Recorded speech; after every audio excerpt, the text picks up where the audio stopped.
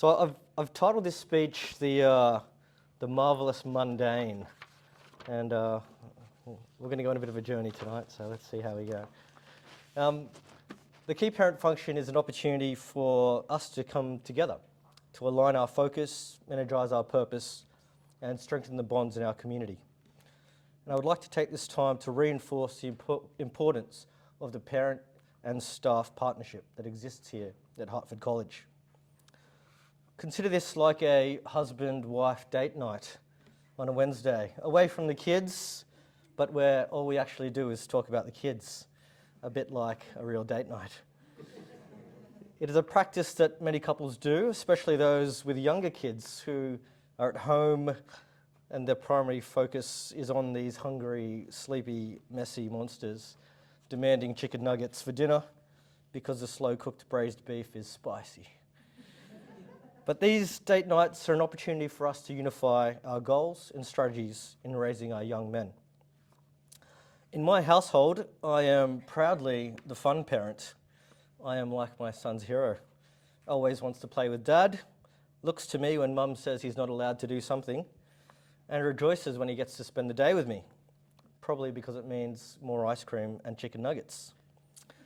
But I'm well aware that this is not great parenting, and a no from mum should mean a no from both parents. Parenting is most effective when there is unity in the decision-making process, rules, and expectations.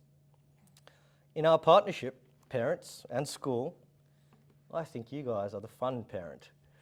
As an example, I would urge you to be firm in your boundaries around screen time and access to devices. We are a no-phone school, but if there is unlimited access once they leave these gates to the intoxicating junk content on a screen, I worry the only time our young men experience any boredom anymore is perhaps in the middle of Mrs. Clark's maths lesson. Nah, sorry. That's harsh. It's horrible. It's only because it's mathematics, Mrs. Clark, not because you're boring. Despite the way that this sounds and the way this talk will progress, I'm not anti-technology. Or anti-math. Yes, definitely not anti-math.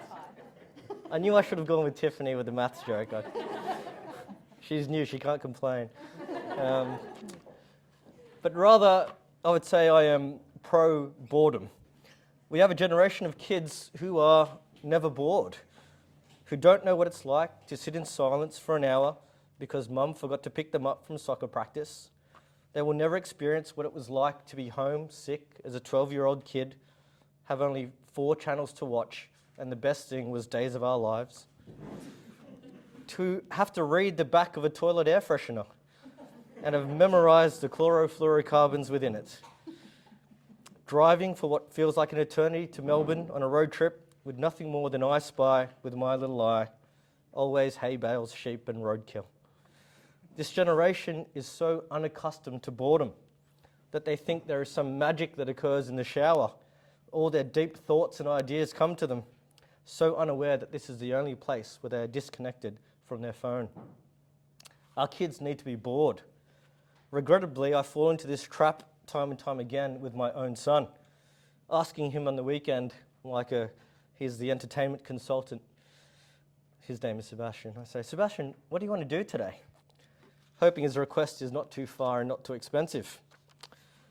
I'm sure this is a question that my parents never asked me, dragging me to the deli at David Jones, completely unaware that there was a whole level of toys in David Jones, but running errands and chores and boredom.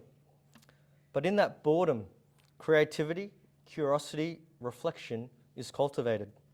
The cardboard box fort, the Lego rocket ship, the collection of garden snails in the old Makona jar, the pondering of the big questions and the small questions. Why don't we shoot all the rubbish to the moon? Does red paint taste like blue paint? It doesn't, by the way. The fruits of boredom which later in life become the fondest memories, sitting around a campfire with friends, a backyard red wine, a Christmas lunch around the table, a passion for snails.